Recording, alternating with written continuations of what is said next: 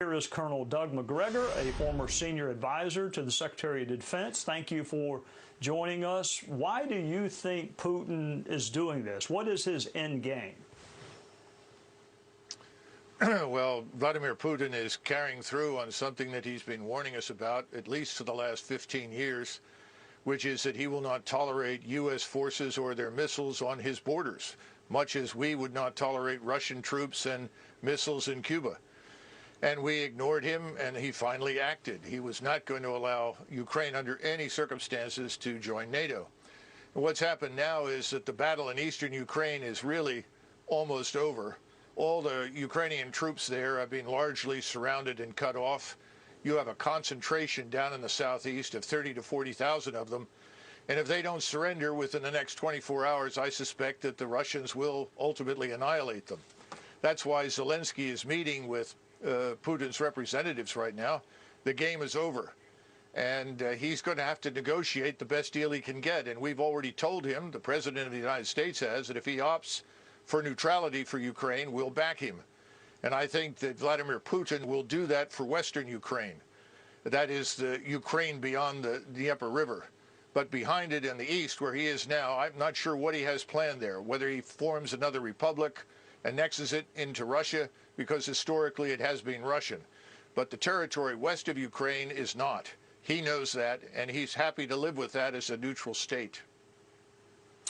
I am not a military expert. I'm not even an expert on geography. But if he takes Ukraine and Ukraine abuts Poland, then he's going to have a NATO country abutting him. So if that's what he doesn't want, then isn't he going to just have to keep going until he runs out of NATO countries? I guess I should say it again. He has no interest in crossing the Dnieper and heading west to the Polish border. I think you're going to find from these negotiations he's quite willing to neutralize that territory on the Austrian or the Finnish model.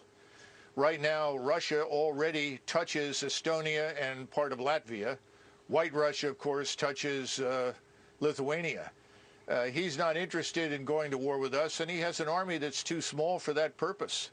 And he knows it. His economy is smaller than that of South Korea's. So this is not something that he's looking for. We are imputing to him things that he does not want to do in our usual effort to demonize him and his country.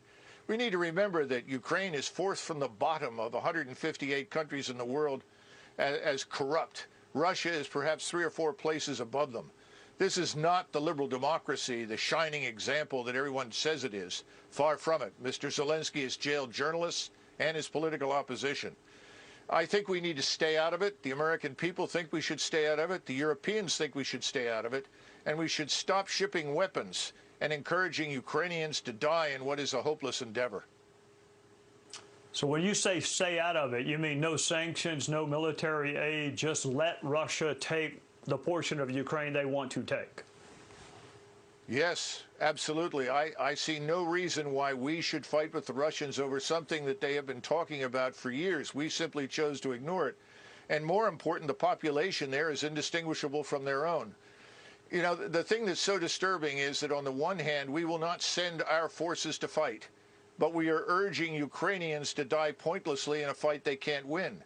We're going to create a far worse humanitarian disaster than anything you've seen thus far if it doesn't stop. Thank you for joining us. Welcome back to this special edition of Sunday Night in America, Images of Strength and Resilience.